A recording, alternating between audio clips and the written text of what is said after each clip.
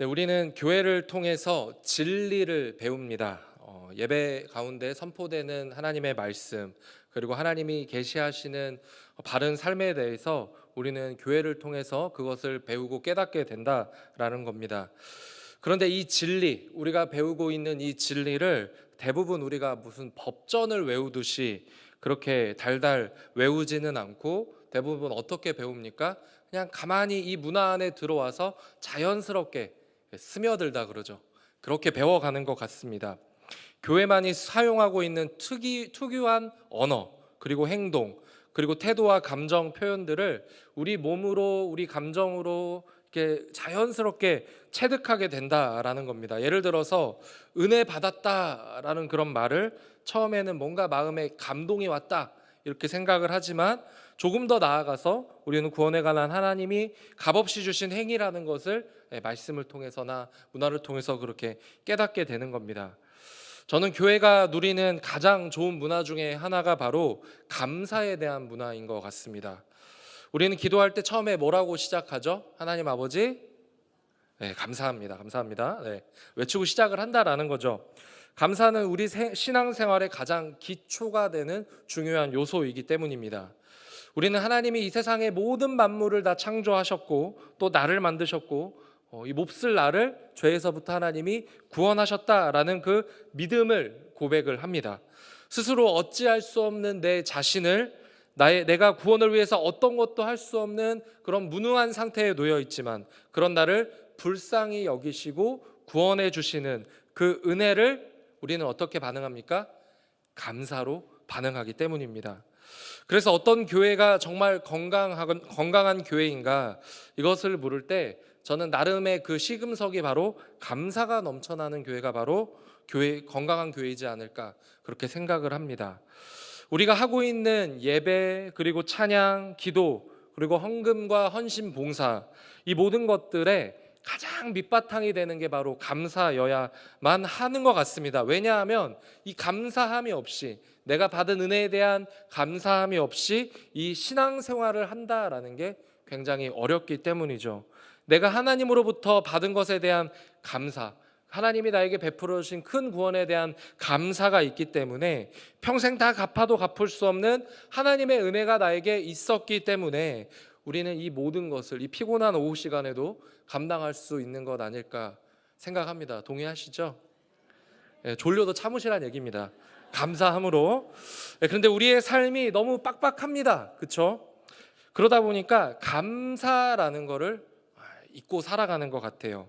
신앙생활의 가장 큰 원동력이 되는 이 감사가 저 밑바닥으로 가라앉다 보니까 다들 너무 지치고 힘들어 보이기까지 합니다. 그래서 교회들마다 한동안 진행했던 프로그램이 있는데 바로 감사 제목 쓰기.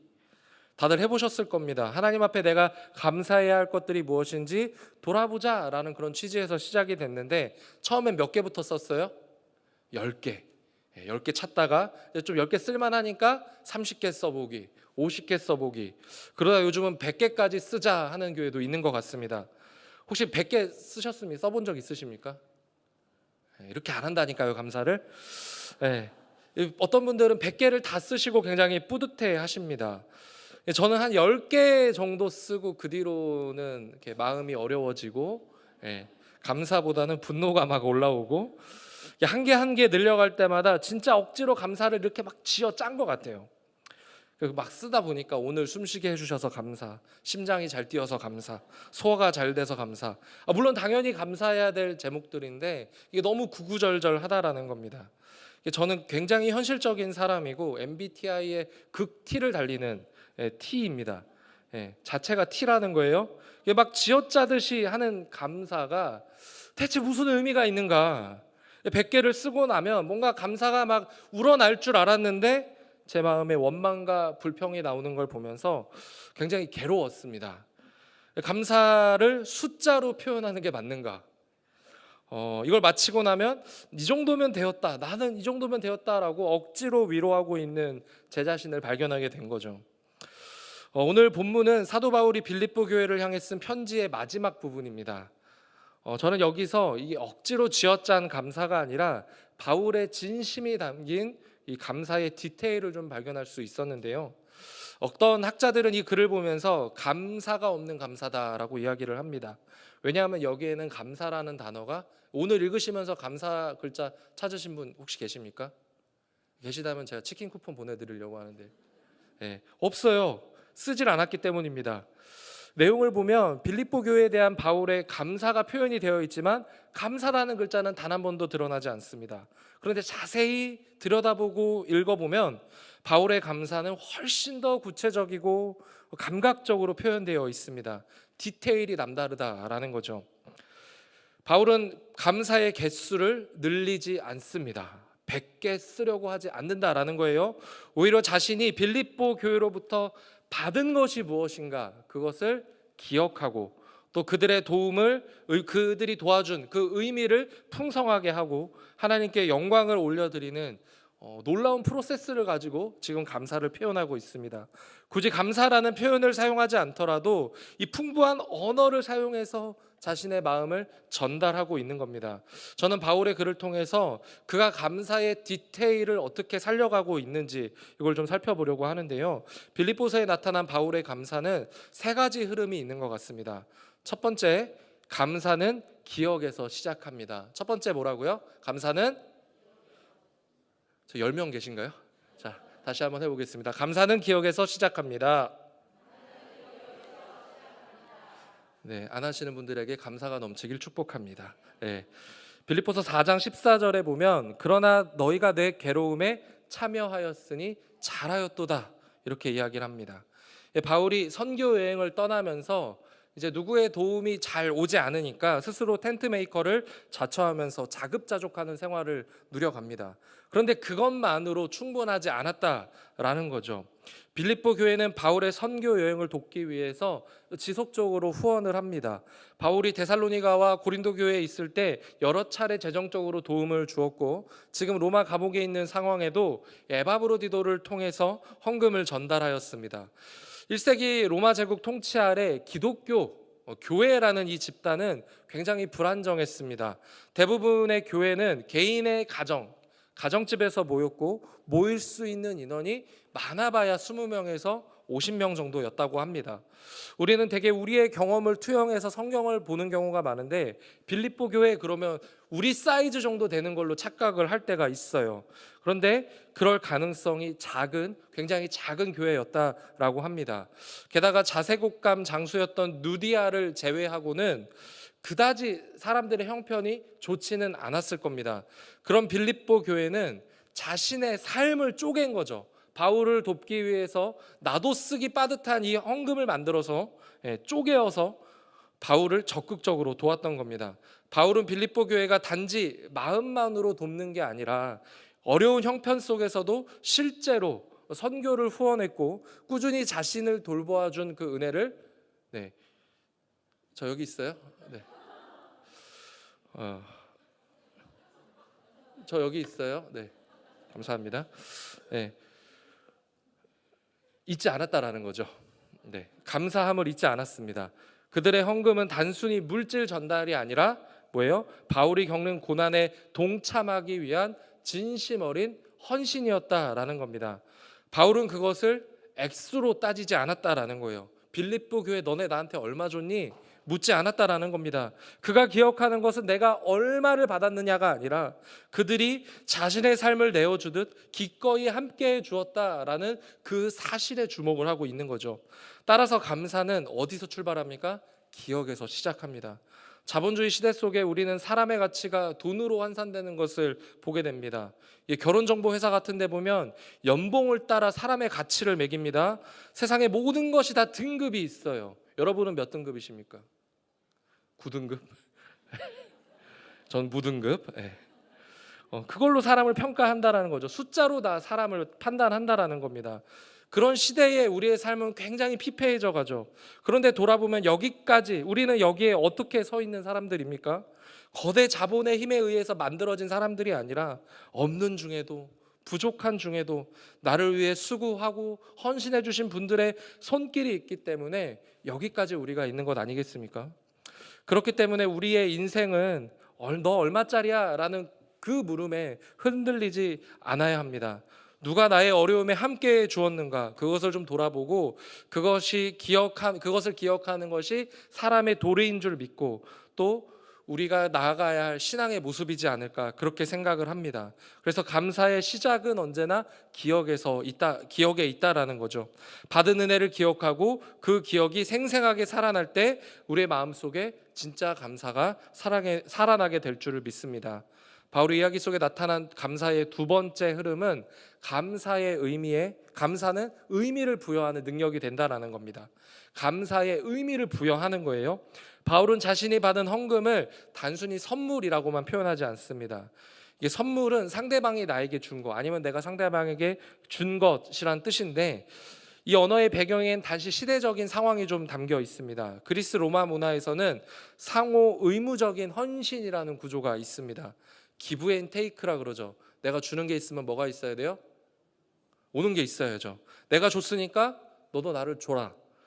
이런 게 선물이었다라는 겁니다. 보상 문화가 있었다라는 거예요. 굉장히 상업적인 배경에서 거래의 대가로 주고받은 물품을 선물이라고 불렀다라고 합니다.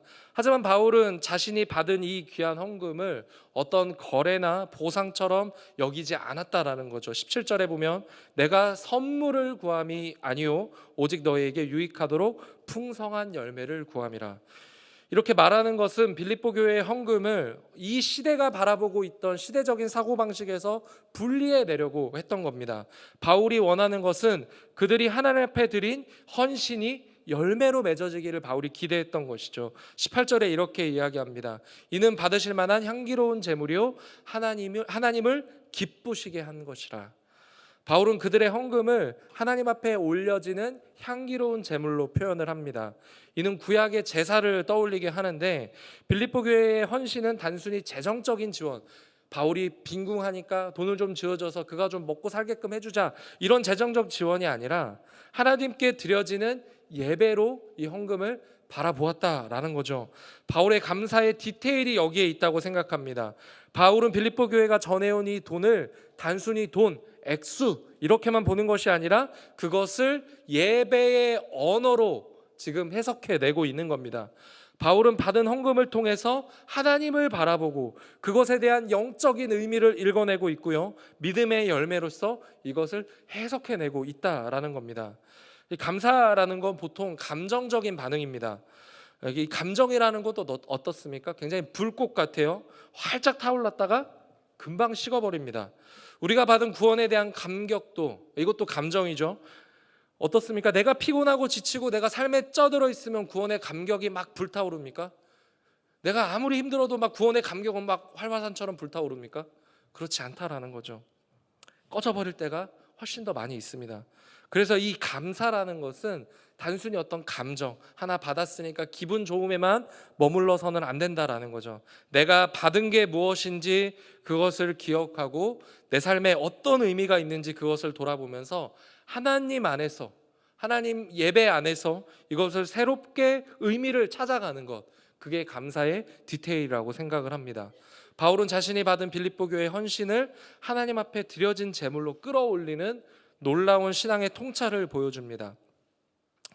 마지막으로 바울의 감사의 흐름은 하나님을 바라보는 신앙의 고백으로 나타난 겁니다.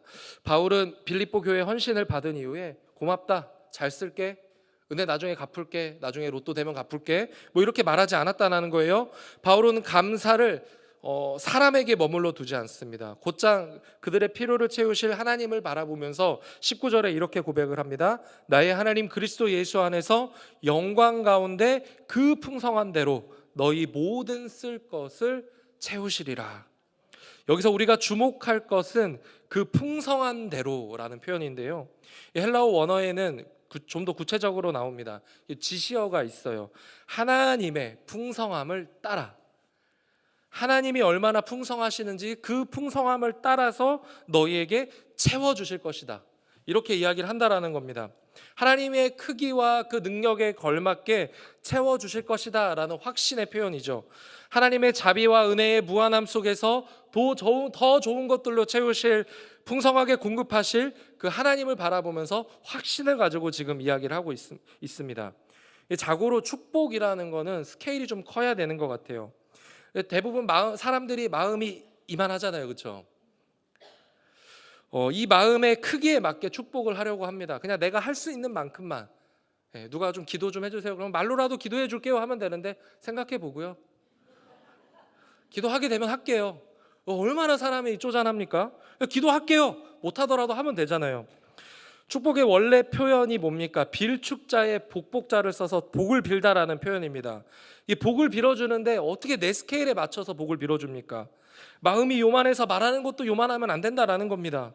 마음은 요만하더라도 내가 할 수 있는 건 요만큼뿐이지만, 그러나 내가 의지하는 하나님은 세상이 감당할 수 없는 그런 분위기에 하나님의 마음을 담아서 우리가 축복할 수 있어야 하지 않겠습니까? 하나님은 사람의 필요보다 하나님의 영광과 하나님의 풍요로움에 맞게 각 사람에게 알맞게 채워주실 놀라운 분이시기 때문입니다. 그래서 바울의 감사의 마지막은 하나님의 축복을 빌면서 마지막에 하나님께로 올라가는, 영광을 돌려드리는 고백으로 나아가는데요. 마지막 절에 이렇게 되어 있습니다. 하나님 곧 우리 아버지께 세세무궁하도록 영광을 돌릴지어다. 바울이 나아가고자 하는 방향, 복음을 전도하는 그 일에, 또 이 일에 동참하는 이 빌립보 교회를 위해서 하나님께 우리가 영광을 같이 올려드리자. 너희도 나의 헌신에 동참했다. 너희도 나의 사역에 동참한 나의 동역자들이다. 그러니 이제 우리가 함께 하나님께 뭐 하자? 영광을 올려드리자. 더나 바울이 기억하고 있는 빌립보 교회의 헌신 또한 하나님의 영광을 위한 길이었다라고 고백을 하고 있는 겁니다. 그래서 바울의 감사의 마지막을 하나님께 영광을 올려드리는 것으로 이렇게 나타내고 있는 것이죠. 감사의 최고의 가치는 결국엔 하나님께 영광을 돌려드리는 것이고, 그것을 우리의 삶의 예배로 완성할 수 있어야 하는 겁니다. 사랑하는 성도 여러분, 이 감사 하십니까? 막 감사, 막 뒷조사하는 감사 말고요. 우리 마음에 우러나오는 하나님에 대한 내가 받은 것이 무엇인지 기억하고 그것을 디테일하게 의미를 살려서 하나님 앞에 영광 올려드리는 그런 감사. 억지로 쥐어짜서 개수 늘리는 그런 감사가 아니라 바울이 보여준 그런 감사를 우리가 배우기를 축복합니다. 내가 받은 것이 무엇인지 돌아볼 수 있어야 하는 거죠. 때로는 멈춰서서 과거를 돌아보는 것. 요즘 사람들은 과거에 집착하지 마라, 과거에 매이지 마라 라고 이야기하지만, 지금 내가 있는 이 자리, 누가 나를 도와줬는지, 누가 나에게 손을 내밀어 줬는지, 교회가 나에게 교회를 통해서 나는 어떤 은혜를 받았는지 우리는 돌아볼 수 있어야 합니다. 그러면서 그 안에서, 하나님 안에서 다시 한번 내가 받은 은혜들을 돌아보고 그 의미를 풍성하게 하고 새롭게 해석을 해내면서 마지막으로 하나님께 영광 올려드리는 것, 그것이 바울이 했던 감사의 디테일입니다. 바울은 빌립보 교회 헌신을 고난과 동역, 영적인 열매, 하나님께 드려진 향기로운 제물로 이해하고 하나님께 영광을 올려드렸습니다. 감사라는 건 많은 것을 소유함에 있어서 오는 것이 아니라 받은 의미를 깊이 이해하는 데서 출발합니다. 작은 격려의 말, 누군가의 기도, 교회를 위한 수고까지 하나님의 관점에서 바라볼 때 감사는 우리 안에서 풍성하게 나타날 것이고, 궁극적으로 이 감사는 우리를 하나님 앞에 세우는 예배로 이끌어 가게 될 것입니다. 우리에게 필요한 것은 감사의 양이 아니라 바로 감사의 디테일인 거죠. 진심 어린 기억 속에서 하나님의 손길을 우리는 발견해야 하고, 그 감사를 하나님께 연결하는 그런 영적인 성숙을 이루어내는 우리 모두가 되기를 축복합니다. 일상의 작은 배려와 도움 속에서 하나님의 손길로, 그것이 하나님이 교회를 통해서, 누군가를 통해서 나에게 베풀어 주신 은혜구나 라고 우리가 생각할 때 우리의 삶은 감사와 예배로 충만하게 될 것입니다. 그러한 인생이 바로 하나님께 영광이 되는 삶인 줄 믿습니다. 우리 모두가 감사의 풍성함을 통해서 하나님께 영광이 되시는 우리 모두가 되시기를 예수님의 이름으로 축복합니다.